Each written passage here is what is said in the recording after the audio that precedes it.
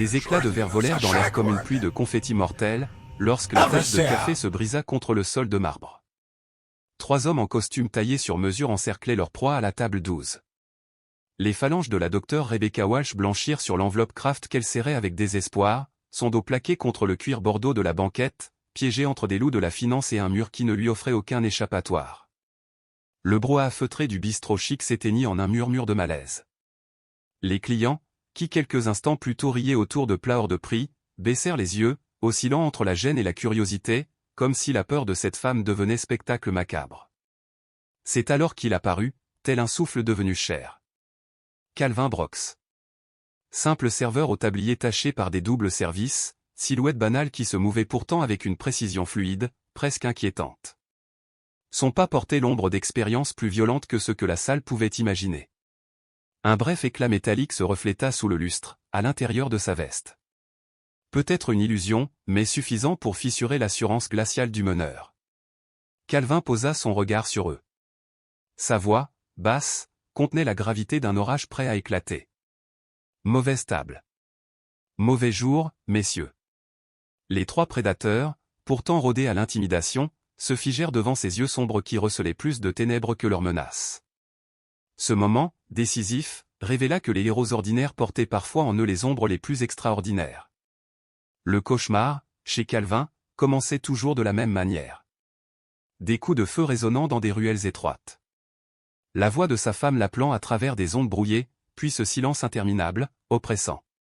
Il se réveilla en sursaut, haletant, dans son vieux fauteuil usé. La sueur perlait sur son front, et le poids familier de l'échec pesait lourd sur sa poitrine. Sur la table basse, le flacon de médicaments trembla sous sa main. 3 pilules blanches tombèrent dans sa paume, minuscule promesse d'oubli.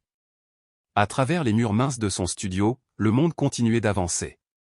Des moteurs s'allumaient, des voisins se disputaient, la vie reprenait son cours, implacable. Mais lui restait prisonnier du passé. Le réveil numérique affichait 4h47. Une autre nuit sans sommeil venait s'ajouter à la collection qui menaçait de le noyer. Dans le lit escamotable, Zoé, sa fille de 8 ans, s'agitait. Même dans le sommeil, son souffle était pénible. La malformation cardiaque qu'elle partageait avec sa mère rendait chaque respiration douloureuse, incertaine. La poitrine de Calvin se serra en observant le frêle mouvement de sa cage thoracique. Il se souvenait de ces nuits où sa femme respirait de la même manière avant que les médecins ne baissent les bras. Sur le comptoir, les factures médicales s'entassaient, autant de rappels cruels de son impuissance. Chaque enveloppe était un acte d'accusation contre lui, un père et un mari incapables de sauver celle qu'il aimait. Il enfouit son visage dans ses mains, priant pour que les souvenirs s'éloignent. Mais ils s'accrochaient à lui comme des ombres en plein midi. Il fallait repartir, jongler entre ses emplois précaires, chaque paie s'évaporant aussitôt dans le gouffre sans fond de la dette. Un souffle fragile l'interrompit. Zoé ouvrit les yeux et, malgré la douleur permanente, esquissa un sourire d'une force désarmante. « Encore des cauchemars, papa » murmura-t-elle, d'une voix étonnamment sage pour son âge. Il força un sourire, tentant de masquer la peur qu'elle percevait toujours. « Je pensais juste au petit déjeuner, » répondit-il, l'aidant à se redresser. Le ronronnement constant du concentrateur d'oxygène emplissait la pièce, sentinelle mécanique devenue indispensable depuis sa dernière hospitalisation. La petite main de Zoé chercha la sienne. Le monde, brutal et tranchant, s'adoucit un instant. « Raconte-moi encore l'histoire de maman » demanda-t-elle en se levant contre les oreillers. La gorge serrée, Calvin prit la photo sur la table de nuit. Sa femme y portait son uniforme de policière, la fierté brillant à travers le verre. « C'était la personne la plus courageuse que j'ai jamais connue, dit-il d'une voix étonnamment stable. Elle croyait que protéger les autres valait tous les sacrifices. Il ne dit pas qu'il avait échoué à la protéger, elle.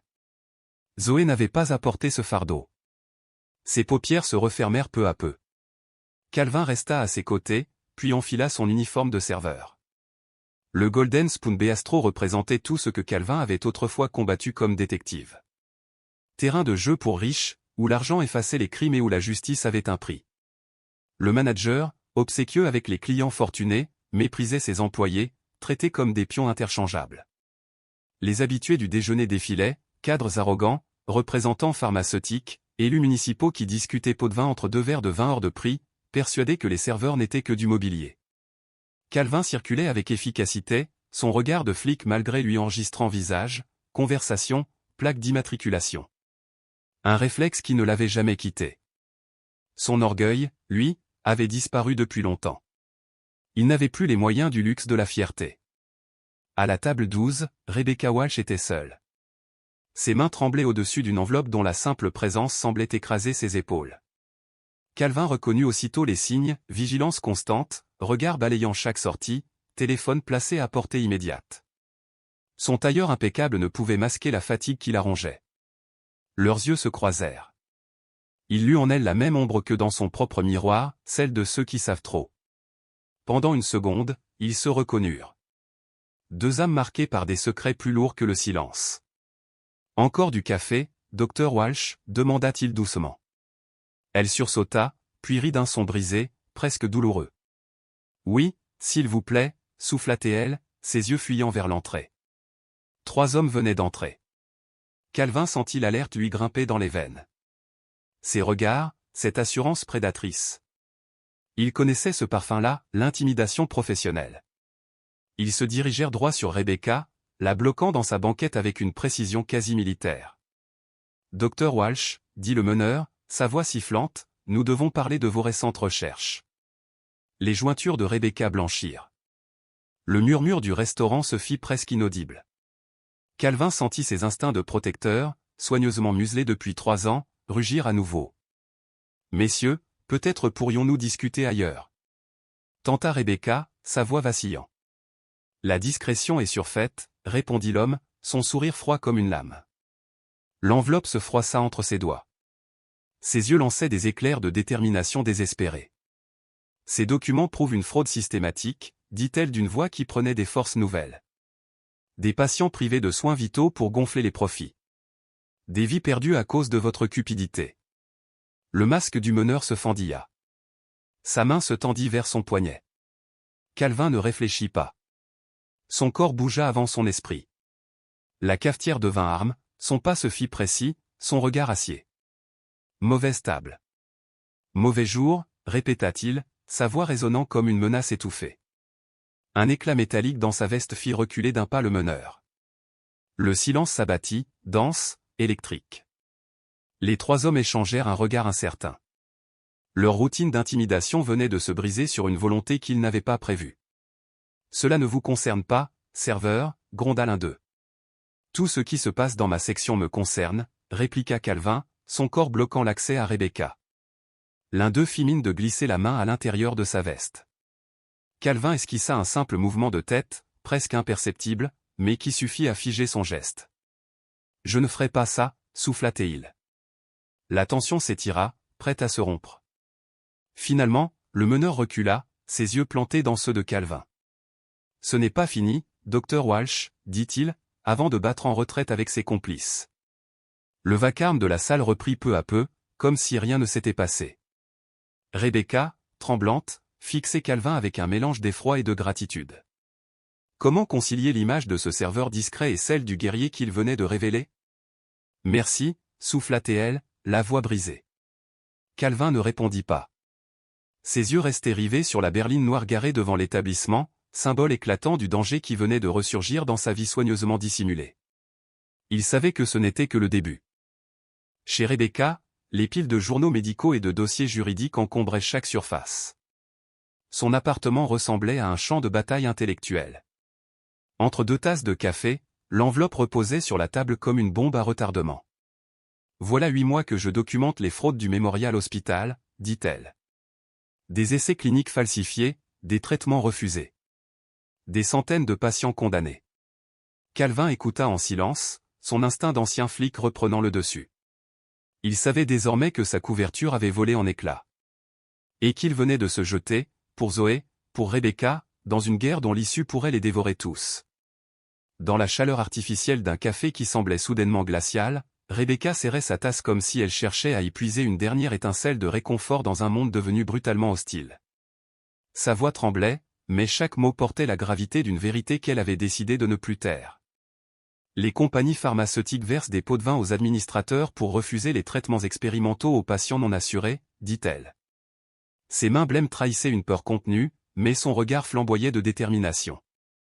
Elle fit une pause, étudiant le visage de Calvin avec une intensité presque douloureuse, comme pour lire au-delà de ses traits, dans les plis invisibles de son âme. Des patients atteints de malformations cardiaques congénitales pourraient être sauvés par de nouvelles procédures, reprit-elle. Mais les assurances refusent de couvrir ces traitements, même lorsqu'ils représentent leur seul espoir. Les mots s'enfoncèrent dans Calvin comme une lame de glace. Il sentit son sang se figer, son esprit bondissant immédiatement vers Zoé, sa fille, et son état qui empirait de jour en jour. 2 fois déjà, leur assurance avait rejeté la demande pour une opération expérimentale. Rebecca parla plus bas, avec la douceur d'une médecin qui savait reconnaître la douleur d'un parent. « Votre fille, murmura-t-elle. J'ai vu son bracelet médical quand vous avez retroussé vos manches.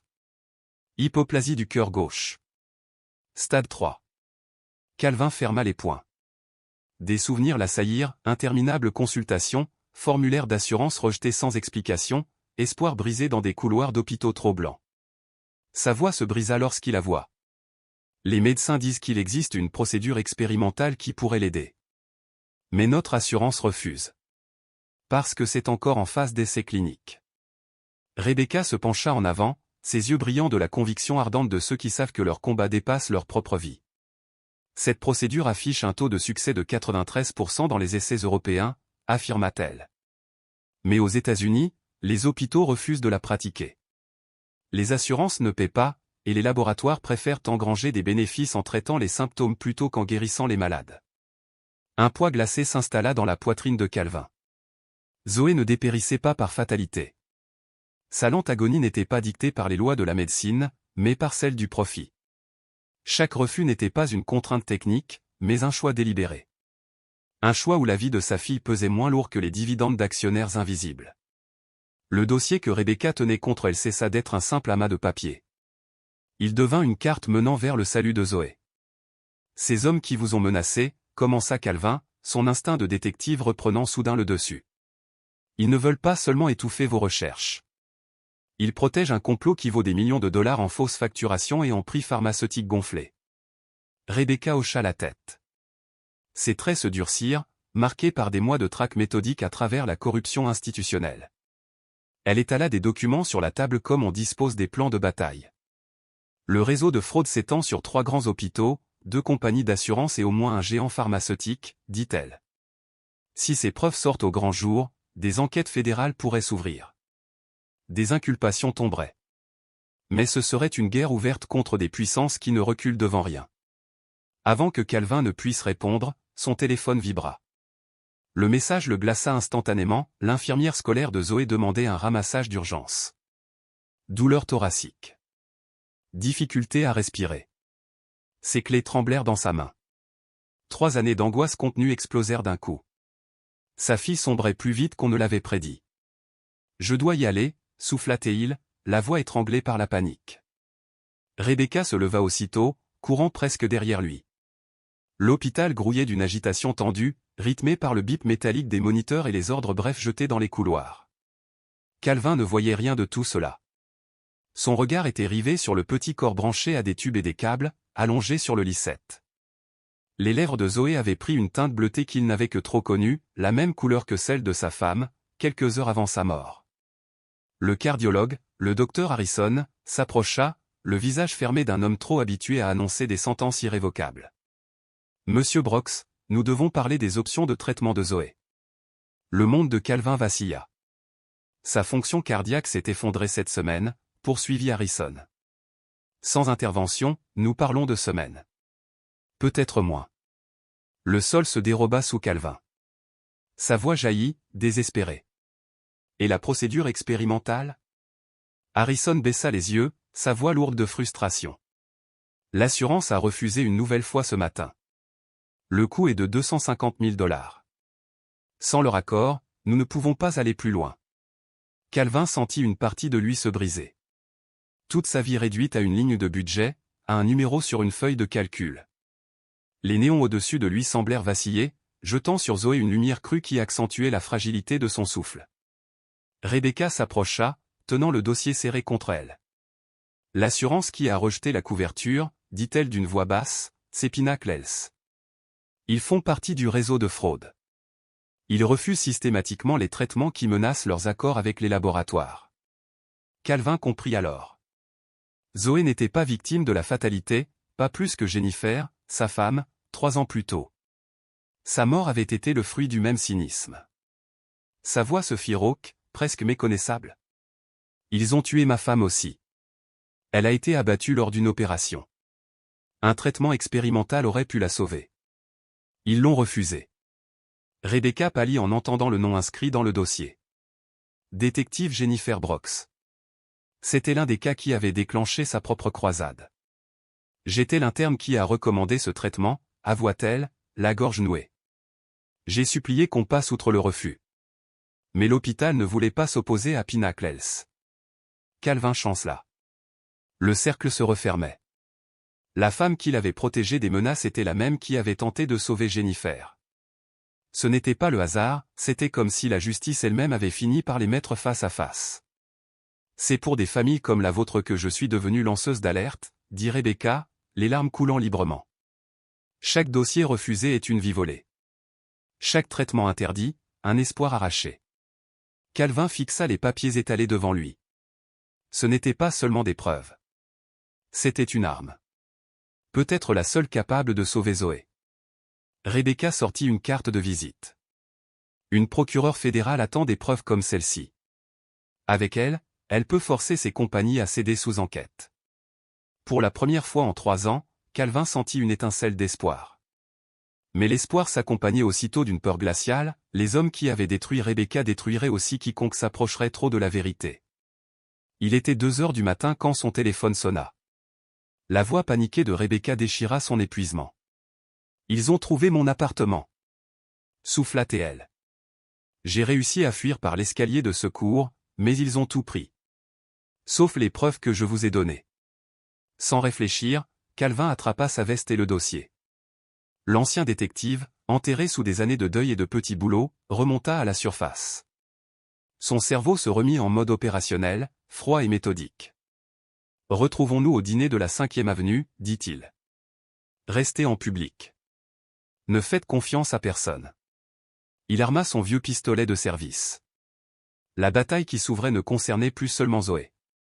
C'était une guerre pour la vérité. Le dîner, avec ses néons fatigués, brillait comme un phare au milieu de la nuit urbaine. Rebecca était assise dans un coin, serrant le dossier comme un bouclier. Ses yeux fatigués reflétaient une détermination farouche, presque insensée. Ils ont tout détruit, dit-elle en le voyant. 8 mois de recherches effacées. Si je ne vous avais pas confié ces copies, ce serait fini. Alors faisons en sorte que leur vandalisme soit inutile, répondit Calvin, s'asseyant face à elle, le dos contre le mur, surveillant chaque issue. Le dossier reposait entre eux comme une bombe prête à exploser. Rebecca sortit son téléphone et montra un nom, Patricia Reeves, procureure fédérale. Elle traque depuis 2 ans la fraude médicale. Mais tous les lanceurs d'alerte avant moi ont été réduits au silence. Calvin sentit un frisson courir dans son dos. Ils affrontaient un réseau qui avait déjà écrasé ses opposants. Mais l'image de Zoé, fragile derrière ses tubes, lui interdit d'abandonner. Et la protection des témoins, demanda-t-il. Rebecca secoua la tête. Nous ne pouvons faire confiance à personne. La corruption a peut-être déjà infiltré la police fédérale. Son téléphone vibra de nouveau. L'hôpital. Zoé venait d'être transférée en soins intensifs. Ses heures étaient comptées. Calvin sentit son univers se réduire à un gouffre étroit, rester auprès de sa fille pour ses derniers instants, ou se battre pour lui offrir une chance de survie. Ses mains tremblaient. Je dois choisir, dit-il d'une voix éteinte. Entrer à son chevet et livrer cette bataille. Rebecca posa sa main sur la sienne, ferme, brûlante de conviction. Vous n'êtes pas seul, Calvin. Ce combat est le mien aussi. Ensemble, nous pouvons la sauver. Dans ses yeux, il retrouva l'écho de la force qui avait animé Jennifer, sa femme. Un courage têtu, incandescent, qui refusait de plier devant l'injustice. Et pour la première fois, Calvin crut que l'impossible pouvait encore se réaliser. L'intensité de son regard trahissait la certitude farouche de quelqu'un qui savait que certaines batailles valaient tous les sacrifices. Tu n'as pas à choisir, dit-elle d'une voix ferme. J'apporterai les preuves au procureur. Toi, reste auprès de Zoé. Nous sommes ensemble maintenant. Calvin sentit quelque chose se desserrer dans sa poitrine. Pour la première fois depuis 3 ans, il n'affrontait plus la catastrophe seul. Devant eux, le palais de justice fédérale se dressait contre le ciel de l'aube, monument à une justice devenue presque abstraite dans un monde gouverné par les intérêts des multinationales et l'opportunisme politique. Rebecca franchit les portiques de sécurité, la chemise cartonnée dissimulée dans une mallette. Son cœur battait si fort qu'elle croyait entendre ses propres pulsations résonner dans le marbre du hall. Elle savait que les heures à venir décideraient si des mois d'enquête périlleuse mèneraient à un véritable changement, ou à sa propre destruction. Dans une salle de conférence aux allures de bunker, l'attendait Patricia Reeves, procureure adjointe des États-Unis. Son visage portait la lassitude tenace de ceux qui se battent depuis des années contre la corruption institutionnelle, avec des moyens limités et un soutien politique précaire. « Dr Walsh, dit-elle, je suis vos travaux depuis des mois par l'intermédiaire de contacts sûrs. Ce que vous avez découvert représente la plus vaste conspiration de fraude dans le domaine de la santé depuis les procès contre l'industrie du tabac. » Rebecca déplia ses dossiers sur la table comme on étale des preuves lors d'un procès pour meurtre. Chaque page racontait une histoire de vie perdue par cupidité, de famille brisée par le refus systématique de soins vitaux. Près de la fenêtre, Calvin tenait son téléphone, recevant des nouvelles de Zoé. La voix des infirmières, douce et mesurée, portait le poids de mauvaises nouvelles que l'on réserve aux parents désespérés. Les preuves sont accablantes, poursuivit Reeves, parcourant les relevés financiers et les courriels internes qui révélaient une malveillance froide, déguisée en simple politique d'entreprise. Mais pour engager des poursuites, il nous faut des témoins prêts à déposer sous serment, conscients des représailles qu'ils encourent de la part de gens très puissants. Rebecca sentit le poids de cette responsabilité s'abattre sur ses épaules comme une couverture de plomb. Chercher la justice signifiait accepter la perspective quasi certaine de sa propre ruine. Calvin raccrocha, son visage blême trahissant que l'état de sa fille se dégradait plus vite qu'espéré. La fonction cardiaque de Zoé est tombée à 30%, dit-il d'une voix creuse, marquée par des années de lutte contre une guerre impossible à gagner. Le docteur Harrison affirme que la procédure expérimentale est son unique chance, mais Pinnacle Health maintient son refus, quelles que soient les circonstances. Reeves leva les yeux des dossiers, et dans ses traits se lisait une détermination renouvelée. Ce qui avait commencé comme un devoir professionnel prenait pour elle une signification personnelle. Si nous parvenons à déposer plainte dans les 24 heures, je peux demander une injonction d'urgence obligeant Pinnacle Health à approuver tous les traitements expérimentaux jusqu'ici refusés, en attendant les conclusions de l'enquête. Ces mots tombèrent comme une bouée jetée à des naufragés. L'espoir, fragile, mais réel, s'ouvrait devant eux, suspendu au fil d'un délai impitoyable. Que faut-il faire, demanda Rebecca, d'une voix chargée de cette conviction qu'on réserve aux causes qui méritent qu'on y sacrifie sa vie. Reeves sortit une pile de documents juridiques, lourds de promesses de salut ou de damnation. J'ai besoin d'un affidavit détaillé, relatant tout ce que vous avez découvert, ainsi que de témoignages de familles touchées par cette fraude. Calvin sentit un froid métallique se loger dans sa poitrine. Sauver sa fille signifiait replonger dans les souvenirs atroces de la mort de sa femme, couchée cette fois en termes juridiques. Le cercle semblait cruel, il devait affronter le passé pour protéger l'avenir. À l'unité de soins intensifs pédiatriques, les machines bourdonnaient dans une lutte incessante contre la mort. Mais Calvin ne voyait que le petit corps allongé au lit numéro 12. La respiration de Zoé se faisait plus laborieuse. Sa peau avait pris cette teinte grisâtre qu'il avait déjà vue sur le visage de sa femme, quelques heures avant sa fin. Le docteur Harrison s'approcha, tenant des documents. Son visage neutre trahissait la pratique de quelqu'un qui avait appris à ne pas offrir de faux espoirs.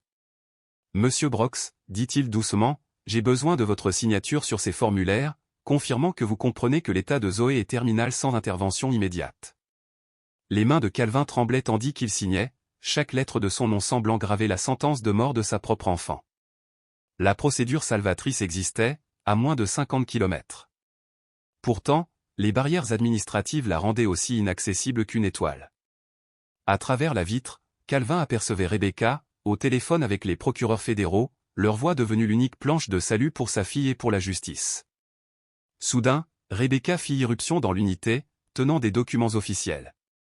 Ses yeux brillaient. L'injonction fédérale a été approuvée. Pinnacle Health est contraint d'autoriser immédiatement tous les traitements expérimentaux jusqu'ici refusés.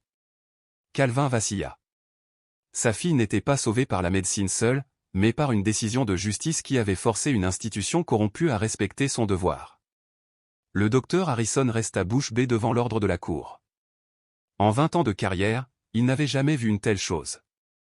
Comment est-ce possible, souffla Théil. Parfois, répondit Rebecca avec un sourire épuisé, le système fonctionne comme il devrait.